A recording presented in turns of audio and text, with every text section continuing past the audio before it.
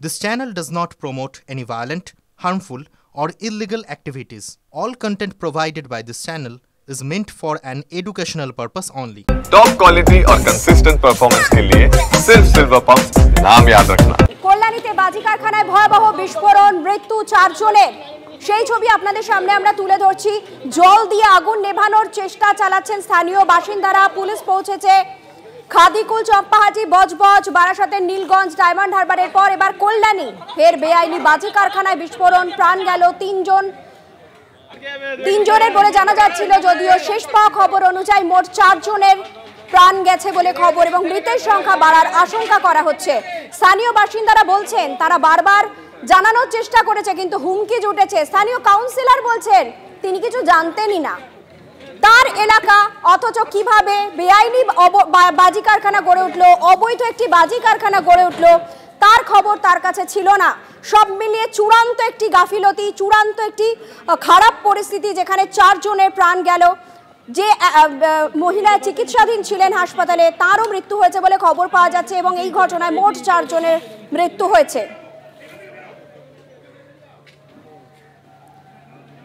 প্রশাসনের গাফিলতিতে বারবার এই ধরনের ঘটনা ঘটছে বলে অভিযোগ করছেন বিরোধীরা। কল্যাণীতে বাজি কারখানায় ভয়াবহ বিস্ফোরণ, মৃত্যু হলো 4 জনের। তাদের মধ্যে 2 জন মহিলা রয়েছে বলে জানা যাচ্ছে। সব জায়গায় একটা তোলাবাজির ভাগ আছে, স্থানীয় তৃণমূলের নেতার যোগ আছে, সেই জন্যই অনায়াসে তারা মৃত্যুর কারবার করে বসত বাড়ির এলাকার মধ্যে এবং সেখানে ক্ষতি হয় সাধারণ মানুষের এবং এই যারা বাজি নির্মাণ করছিল তাদের কর্মীদের। কিন্তু কেন কোনোটাই পুলিশ কনক্লুসিভ কোনো শাস্তি দিতে পারে না, কেন এইগুলোকে বন্ধ করতে পারে না? একটা করে ঘটনা হলেই মমতা ব্যানার্জি বলবেন যত বেআইন আছে সব বন্ধ করে দিচ্ছি, তারপরে আবার অন্যদেরকে বলবেন যে তোমরা চালিয়ে যাও, কেউ টিকি ছুতে পারবে না। আমাদের এই করেই গোটা রাজ্যটাকে তিনি একটা মৃত্যুপুরীতে পরিণত করছেন। রাজ্যে যে সরকারটা চলছে তার আইনগত অবস্থান কতখানি, এই নিয়েই তো মানুষের প্রশ্ন আছে। ভোটের নামে প্রহসন হয়েছে, শাসক দুষ্কৃতি দিয়ে রাজ্য পরিচালনা করছে, মানুষ যেখানে প্রতিবাদ করছে সেখানে দাঁড়িয়ে তাদের উপর হামলা হচ্ছে। ফলে বেআইনি কারখানা চলছে কেন এই প্রশ্ন তোলার অধিকার তো এই রাজ্যের সরকার মানুষকে দেয়নি। ফলে স্বাভাবিকভাবেই এই ধরনের প্রশ্ন মানুষের মনে, তাদের চেহারায়, তাদের মুখে ঘুরে বেড়াচ্ছে। তার উত্তর নিশ্চিতভাবে পশ্চিমবঙ্গের মানুষ 2026-এ এই সরকারকে দেবে।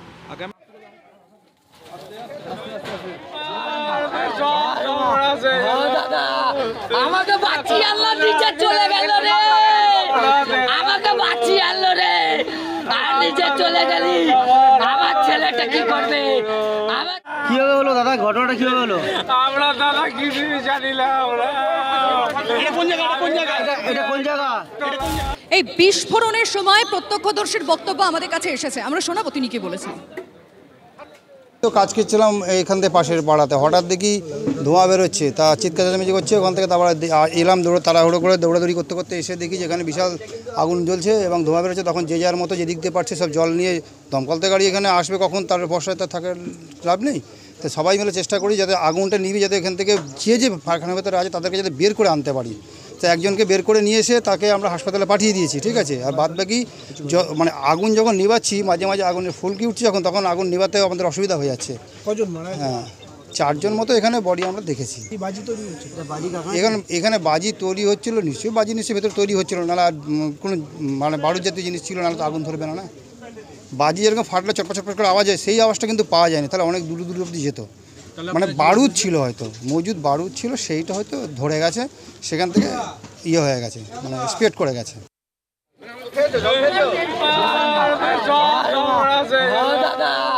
আমাকে বাঁচি আনলো, নিচে চলে গেল রে, আমাকে বাঁচি আনলো রে, আর নিচে চলে গেলি, আমার ছেলেটা কি করবে?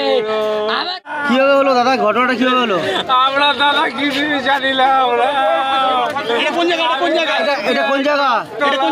কি হলো জানতো? আমি জানি না, কিছু জানি না। নিজের কাছের মানুষদের হারিয়েছেন, প্রিয়জনদের হারিয়েছেন, স্বজন হারার কান্না দেখছি আমরা, কিন্তু কেন একটার পর একটা মৃত্যু এ রাজ্যে আমাদেরকে দেখতে হচ্ছে? একটার পর একটা বেআইনি বাজি কারখানা যেখানে বিস্ফোরণ হয়ে চলেছে, আজ আবারও কল্যাণীতে হলো। এর দায় প্রশাসন নেবে না? আমরা কাউন্সিলরের সঙ্গে যোগাযোগ করলাম, তিনি বলতেন তিনি জানতেনই না, অথচ স্থানীয়রা বলছেন যে দিনের পর দিন তারা অভিযোগ জানিয়েছে। একজন জনপ্রতিনিধি তিনি জানতেন না? এটা হয়? তারা নিজেদের ঘাট থেকে সমস্ত দায় ঝেড়ে ফেলতে পারবেন? আমি তন্ময় প্রামাণিকের সঙ্গে সরাসরি কথা বলতে চাইবো। তন্ময়, কল্যাণীর ঘটনার আগে অনেক, মানে আমি এখন যদি এক দুই করে বলতে চাই, অনেকগুলো ঘটনা আমরা আমাদের রাজ্যে দেখেছি, কিন্তু একটার পর একটা এভাবে বেআইনি বাজি কারখানায় যদি বিস্ফোরণ হতে থাকে, প্রশাসন সমস্ত দায় ঝেড়ে ফেলতে পারে এভাবে? এখনই বিধায়ক যেটা বললেন সেটা হচ্ছে যে পুলিশ সব জানতো, কাউন্সিলর বলছেন ওখানে বাড়ি ছিল জানতাম, ভেতরে কি কি হতো জানতাম, কিন্তু বাজি কারখানা সেটা জানতাম না। অথচ তুমি যদি বাড়ির প্রাচীর কাটতে যাও বা অন্য কিছু করতে যাও, নর্দমা করতে যাও, সেখানে কাউন্সিলরের সঙ্গে যোগাযোগ করতে হয়, আর কাউন্সিলর জানেন না বলছেন যেখানে রয়েছে। সবচেয়ে গুরুত্বপূর্ণ যেটা, যে খাদিকুলের যে বিস্ফোরণের কথা একটু আগে সিজার আমাদের বলছিল, সেই ঘটনা ঘটার পর 12 জন মানুষের মৃত্যুর পর রাজ্য সরকার নির্দেশিকা জারি করে, এবং যে নির্দেশিকা আরও কঠোরভাবে জারি করা হয়, একদম 1, 2, 3, 4 করে 14 ধাপ এখনো পর্যন্ত যেটুকু মনে পড়ছে, সেটা হচ্ছে বারাসাতের কাছে নীলগঞ্জে যে বিস্ফোরণ হয়েছিল, মানে এই বাড়িতে বিস্ফোরণ হয়েছে, পাশের বাড়ির ছাদে বা অন্য বাড়ির উঠোনে গিয়ে দেখা যাচ্ছে আঙুল, হাতের টুকরো, পায়ের টুকরো, ভয়ঙ্কর পরিস্থিতি ছিল। সেখানে সরকার নির্দিষ্ট করে দিয়েছিল কিভাবে এই বাজির ব্যবসা হবে, কারণ বহু মানুষ এই বাজির সঙ্গে ব্যবসার সঙ্গে যুক্ত। সেখানে কতটা সেফটি মেনটেন করাবে, কীভাবে করাবে, কোনো নির্দেশ কেউ মানেনি। আর পুলিশকে নির্দেশ দেওয়া ছিল নিজের এলাকায় পাড়ায় পাড়ায় নজর রাখবে কোথাও বেআইনি কারখানা তৈরি হচ্ছে কিনা, কেউ বাজি গোডাউনে রাখছেন কিনা, কোথাও মজুত করছেন কিনা। এবং কাউন্সিলর জনপ্রতিনিধিদের মুখ্যমন্ত্রী নির্দেশ দিয়েছিলেন একদম সরাসরি পাড়ার ছেলেদের দিয়ে সেগুলোকে নজর রাখার, কিন্তু কোথাও কিছু হয়নি। কল্যাণী চোখে আঙুল দিয়ে দেখিয়ে দিল, অর্থাৎ সরকারি নির্দেশিকা ওই নির্দেশিকার মধ্যেই থেকে গেছে, ফাইলে থেকে গেছে, কোনো কাজ হয়নি, কল্যাণীর আঙুল দিয়ে দেখানো। না, আমার সব থেকে অবাক লেগেছে তন্ময়, যেখানে স্বয়ং তৃণমূল সুপ্রিমো রাজ্যের মুখ্যমন্ত্রী নির্দেশ দিচ্ছেন, তবু নিচতলা পর্যন্ত এই নির্দেশ পৌঁছচ্ছে না, বা তারা হয়তো গ্রাহ্যই করছেন না। দেখো কেন গ্রাহ্য করছেন না সেটা তো স্পষ্ট। নীলগঞ্জে বিস্ফোরণের সময় যখন বারাসাতে নীলগঞ্জে ভয়ঙ্কর বিস্ফোরণ হলো, আমরা দেখেছিলাম তৃণমূল নেতৃত্ব সেখানে যুক্ত ছিলেন, যারা স্থানীয় নেতৃত্ব বেশ কয়েকজন তারা যুক্ত ছিলেন। শুধু সেটাই নয়, শাসক দলের নেতাকর্মীরা যুক্ত থাকছেন, পঞ্চায়েত প্রধান, পঞ্চায়েত সদস্য কিংবা পঞ্চায়েত সমিতি, জেলার কোনো নেতা তারা যুক্ত থাকছেন, তারা সেখান থেকে টাকা নিচ্ছেন, এমন গুরুতর অভিযোগ হয়েছিল। পুলিশের বিরুদ্ধে অভিযোগ ছিল, পুলিশ সব জানে, যেটা খাদিগুলো তুমি দেখেছিলে, ভূপতিনগরে দেখেছিলে, নীলগঞ্জে দেখেছিলে, পুলিশ জানতো। তাহলে পুলিশ জানে, প্রশাসন জানে, রাজনৈতিক স্থানীয় নেতৃত্বের একাংশ জানে, সুতরাং তুমি বন্ধ করবে কি করে? মুখ্যমন্ত্রীর নির্দেশেই রয়ে গেল।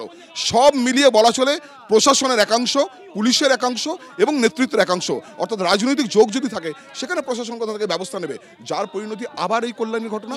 এখন কাউন্সিলর বলছেন তিনি কিছুই জানেন না, একটু পরে চেয়ারম্যান হয়তো বলবেন সেই কথা, অথচ বিজেপির যে ওখানকার বিধায়ক রয়েছেন তিনি বলছেন সবাই সব জানে, পুলিশ সব জানে। সব মিলিয়ে এই যে চক্রটা রয়েছে যেটা বারবার বলা হচ্ছে, এই চক্রের একদম নিষ্ক্রিয়তার কারণে, যেখানে টাকা পয়সা লেনদেন হয় বলে অভিযোগ, তার ফলে এইভাবেই মাঝে মাঝে মানুষের প্রাণ যাচ্ছে। এক্স্যাক্টলি, খারাপটা এখানেই লাগে তন্ময়, যে একটার পর একটা মৃত্যু। এখানে আমরা এর আগে দেখছিলাম এগড়ায় 12 জন, কল্যাণীতে এখনো পর্যন্ত 4 জনের মৃত্যুর খবর সামনে আসছে। তারা তো রোজগারের জন্য এই কাজটুকু করে থাকেন, তারা তো জানেন না এর ওপরে কারা কারা রয়েছেন, তারা তো দায় স্বীকার করবেন না, কিন্তু সেই মানুষগুলোর ভবিষ্যৎ আর কেউ ভাবছে না, তাই তো রাজা। লিমা, আর একটা বিষয়, ঠিক এটা প্রশাসন তো দায়ী, স্থানীয় কাউন্সিলর জানেন না, তিনি প্রায় উদাসীন। তিনি বলছেন আমি দেখে এলাম, বডি গুনে এলাম, আমি ঘটনাস্থলে ছিলাম। এতদিন তিনি জানতেন না কুটির শিল্পের মতো বাজি কারখানা। বিজেপির বিধায়ক তিনি স্বাভাবিক অভিযোগ করবেন প্রশাসনের বিরুদ্ধে, তো আর একটা ব্যাপার আছে, সমস্ত কিছু প্রশাসনের ওপর চাপিয়ে দিলেও কিন্তু হয় না। তার কারণ এই যে কোথাও একটা চেতনা, আমার বাড়ির রান্নাঘরের পাশে আমি বস্তা বস্তা বেআইনি বারুদ রেখে দেব আর আমি চিরকাল বেঁচে থাকবো, এটা তো একসঙ্গে হতে পারে না। কি করা উচিত সিজার, কি করলে, আমি বলছি নজরদারি যতটা ইম্পর্টেন্ট, চেতনা জাগানোর জন্যও কিছু একটা করতে হবে, একটা ড্রাইভ। আমি গ্যাস সিলিন্ডারের পাশে রেখে দিলাম এত বাজির বস্তা, তারপর আমি বিস্ফোরক রেখে দিলাম, তারপর মরে গেলে তখন আমি ক্ষতিপূরণ চাইবো, তখন আমি এইটার জন্য কি করা দরকার? দেখো, এই ধরনের বাজি বিস্ফোরণের ঘটনা, এরকম মৃত্যুর ঘটনা একাধিক জায়গায় যাওয়ার সুবাদে আমি বলতে পারি যারা এখানে কাজ করেন বা যাদের অধিকাংশ ক্ষেত্রে মৃত্যু হয় তারা একদমই ঠিকা কর্মী তারা, এবং সব থেকে বড় কথা হচ্ছে ম্যাক্সিমামই হচ্ছেন মহিলা, যারা তাদের সংসারের পাশাপাশি মাঝখানে একটা সময় কাজ করে তারা দিনে 100 টাকা 150 টাকা করে ইনকাম করেন।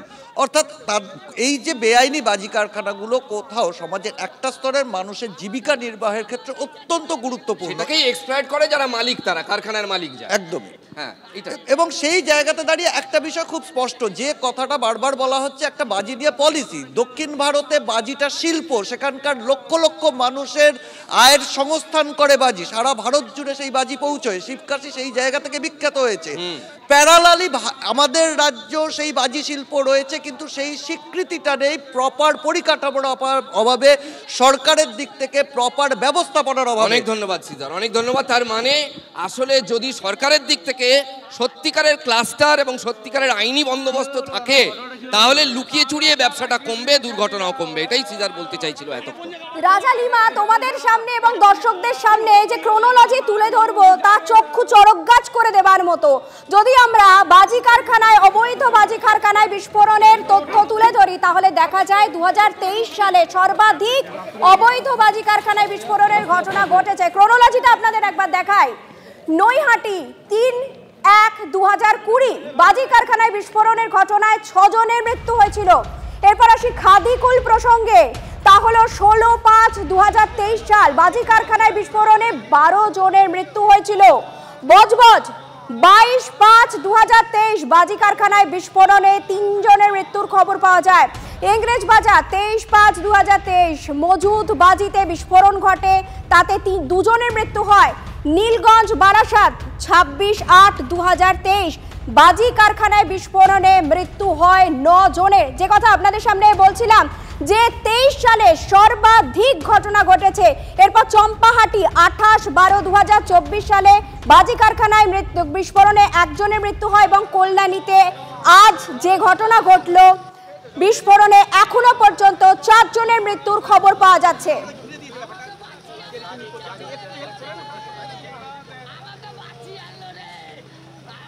প্রাক্তন ডেপুটি কমিশনার সত্যজিৎ বন্দ্যোপাধ্যায় এই মুহূর্তে আমাদের সঙ্গে টেলিফোনে রয়েছেন। সত্যজিৎ বাবু, যে ক্রোনোলজি আমরা তুলে ধরলাম তা তো মাথায় হাত দেওয়ার মতো।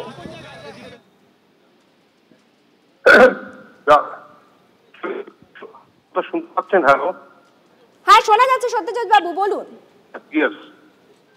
দেখুন, এই তো প্রত্যেক 2 মাস 1 মাস অন্তর লেগে গেছে। আদৌ লাইসেন্স আছে না, কিন্তু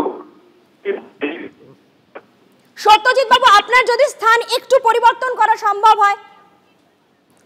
আচ্ছা আচ্ছা আচ্ছা, ওকে ওকে, আচ্ছা এবার দেখুন। হ্যাঁ একদম একদম ক্লিয়ার প্লিজ। দেখুন, এই যে বাজি কারখানায় আগুন এবং তার ফলে মৃত্যু ছিটকে যাওয়া বডি লেগেই রয়েছে, সেই এগুলার ঘটনা মনে হচ্ছে বৃদ্ধিপুরের ঘটনায় পর পর ঘটনাগুলো আপনাদের চ্যানেলে